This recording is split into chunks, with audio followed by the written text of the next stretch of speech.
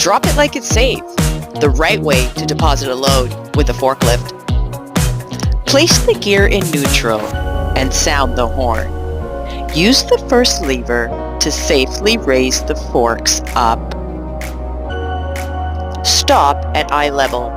Tilt the load forward until it is level and continue to lift until the load is no more than 4 inches clear to go over the rack.